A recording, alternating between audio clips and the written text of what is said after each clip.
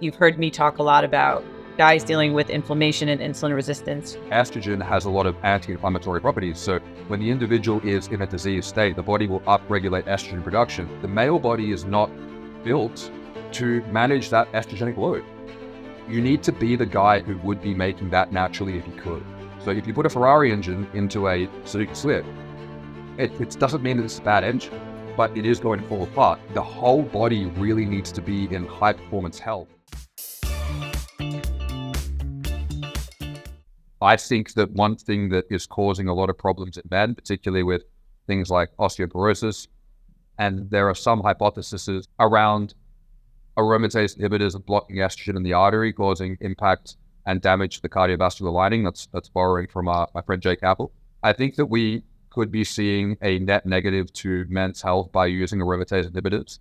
And I think that it's a short-sighted, myopic approach to troubleshooting a guy's issues. And as an alternative pathway, when we look at this, particularly when a man comes in and he's on testosterone and he has side effects, I think one of the worst things we can do is go, yep, well, you don't need an estrogen blocker, so you can't be having any side effects, go away. There's so much other stuff which people are not looking at. And a massive factor that I see cause a lot of estrogenic issues, actually we'll call it three, is obesity and insulin resistance, which are often tied to one another, but particularly insulin resistance. And then issues with the liver, whether that comes from too much drug and alcohol abuse or fatty liver disease, which is often part of that cycle of insulin resistance and obesity as well, or metabolic dysfunction, such as issues with the thyroid. So I think that the other part that needs to be looked at is that a lot of guys going on TRT don't androgenically feel like the men that they want to be mentally. And they use the logic of being like, okay, well, estrogen is feminizing, so I want to get rid of that. I see the logic in that, but to me, that's like a teenager who's just hit puberty, who's complaining that he's not a full-grown man yet. It takes a long time for the body to androgenize to TRT. And I think that when we're looking at these early estrogenic side effects, we need to consider that perhaps the way that the body metabolizes and utilizes testosterone after 5 to 10 years of exposure is different than after 5 to 6 weeks of exposure.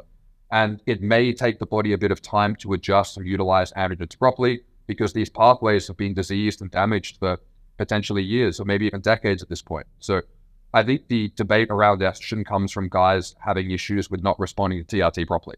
And I think that part of it is expectation management, that it takes time and work to become the man that you want to become. Otherwise, we'd all just take a bunch of testosterone and just turn into the rock. It doesn't happen. And the other part is that there can be underlying issues, which is why a lot of the time when the guys go on these aromatase inhibitors, they never really dial in the perfect estrogen level or the perfect testosterone level. They're always trying to tweak things because they can never quite find that Goldilocks zone. And I think it's because they've just gone down the wrong path. And of those three concepts that you mentioned earlier, you've heard me talk a lot about guys dealing with inflammation and insulin resistance. Likely is usually because body fat is higher in guys, higher than 15%, upwards of 20 to 25 plus. Why is that important for these estrogenic side effects that they believe they're experiencing when they have higher level of body fat and high inflammation? There's a lot of pathways in, I guess, the cross-section of obesity and insulin resistance, which we'll kind of lump in together as metabolic syndrome, that impact and manage aromatase. Aromatase is regulated by a lot of things in the body. And estrogen has a lot of anti-inflammatory properties. So when the individual is in a disease state, the body will upregulate estrogen production, just like it upregulates cortisol production. But it doesn't mean that cortisol is a bad thing. It's why we use corticosteroids to treat inflammation, because it is anti-inflammatory. The body's trying to help in these scenarios. And that's why I think one of the worst things we can do is turning off the smoke alarm when there's fire, because you're going to lose the signal. And the problem is that the next signal that you're going to get from whatever's causing these side effects, or potentially an elevated serum estradiol, is that you're going to get a much stronger signal, which may not be something that is that pleasant. Might be involving waking up in a hospital. So I think that it's something which, again, this misunderstood area is something that needs to be unpacked further so that we can get a better view of what the individual is trying to achieve. And a lot of the time, what the individual is trying to achieve is improving their body composition, improving their diet and lifestyle, and undoing the years of physiological and psychological damage that comes with hypogonadism. A lot of guys who start TRT are overweight because being hypergonadal for a prolonged period is going to impact both your ability to exercise, your willingness to exercise, and just about all other factors relating to motivation. So it's understanding that a lot of guys starting TRT are not going to be sub 15% body fat with a healthy amount of muscle. But at the same time, I don't think that we should be ignoring guys who are having these problems with their side effects. It's adjusting their protocol and actually making proper diet and lifestyle recommendations, and also giving them a realistic perspective of saying the amount of exercise and training you need to do to maintain a body composition is much less than what you need to do to reverse a disease state. And I think a lot of guys aren't actually either taught properly, what macros are, what actually is healthy food, how much cardio and training do you actually need to do to get out of this. And I think that that's the problem that we're seeing, is that these guys have a problem. They're not being taught how or why they can fix their problem. And they're also not being empowered to go, well, you can actually do something about this. They go, oh, I just need a pill, I just need a pill. And that mentality of reach for pill or reach for pharmaceutical when there is a problem is something that leads to far more dysfunction and side effects downstream. And then the second concept being liver health. Why is that important? Because that's obviously a detoxifier. Yeah, so the liver is very important for everything. It's called the liver. The liver does a lot of things regarding estrogens, but what the liver is essentially doing, to put it very simply, is taking estradiol, E2, and metabolizing it into E1, and then it is eliminating E1. So it's reducing estrogen into a different estrogen metabolite, which can then be cleared from the body.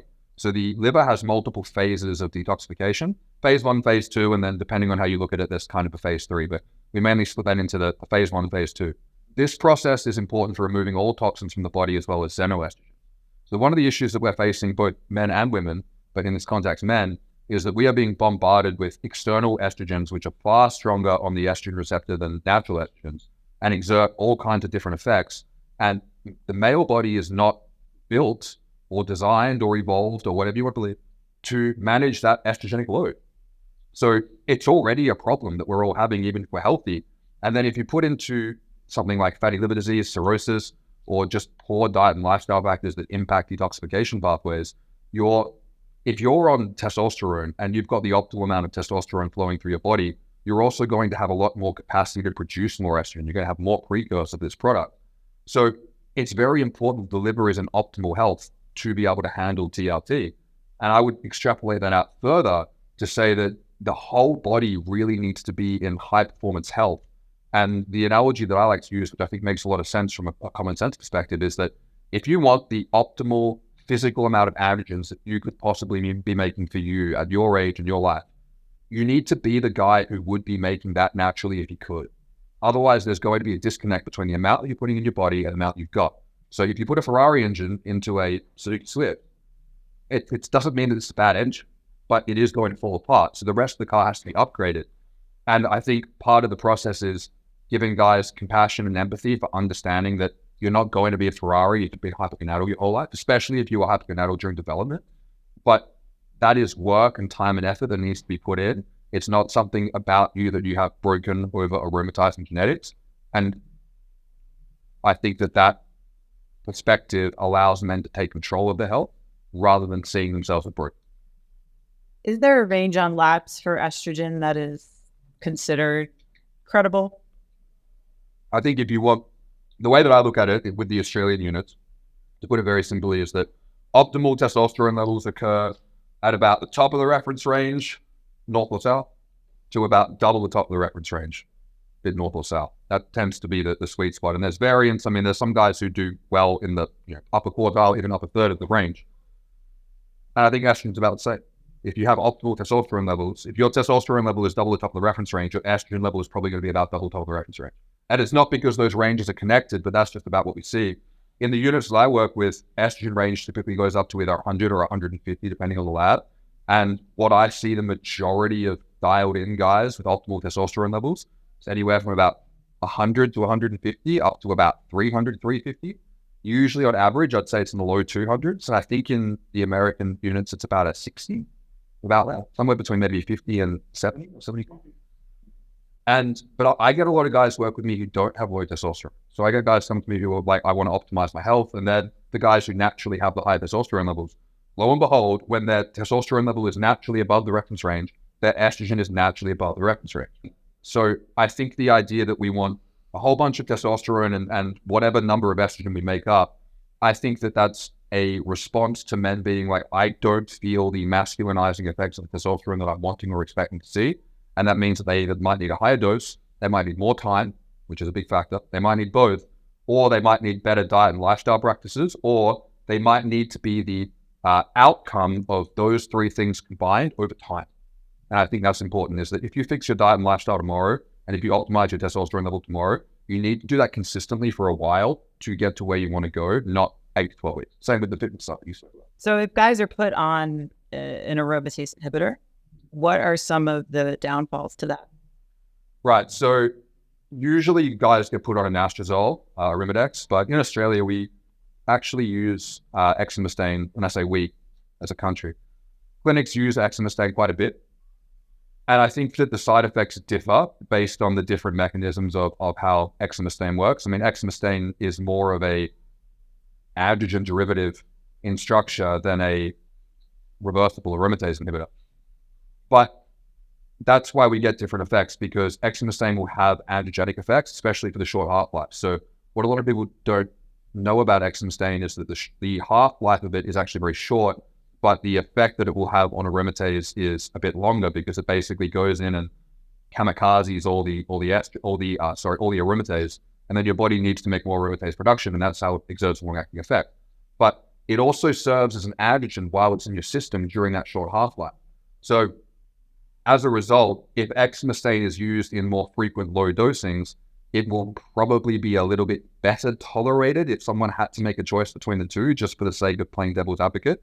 I don't think people should use either, but the side effect profiles can differ depending on how you lower your estrogen, because exemestane will have inherent adrogenic properties. But the overall effects of lowering estrogen, whether you do it from too many DHT anabolic steroids or you use it from exemestane or Arimidex, is the one that I see come up the most is brain fog, cognitive dysfunction. And I think that this is where there can be more nuance to it, because a lot of these guys who are having these poor health issues, low metabolic function, insulin resistance, patterns of psychological anxiety and depression, a lot of the time they have a very overactive monkey mind. Like they're up in their head a lot and they don't like thoughts in their head and they feel very anxious. And I know from speaking to these guys that one thing that happens when you take an aromatase inhibitor is it quietens the mind. And that can be something that people go, oh, I feel better now. I feel less anxious. I feel less overwhelmed. Yeah, it's because you just sedated your neurological activity. Like it doesn't mean that was actually a good thing. And then as a result, they might go, oh, well, I sleep better at night, but my mind's more still, but I don't have good verbal recall. I can't focus very well. I don't feel like myself. I'm a bit slow in conversations. I don't feel like my brain's quite working properly. And that's where guys can get something helpful. And then they go, oh, I need nootropics. I need stimulants. I need, dexamphetamine or you guys have Adderall here, things like that. And this is using drugs to treat the side effects for the drugs.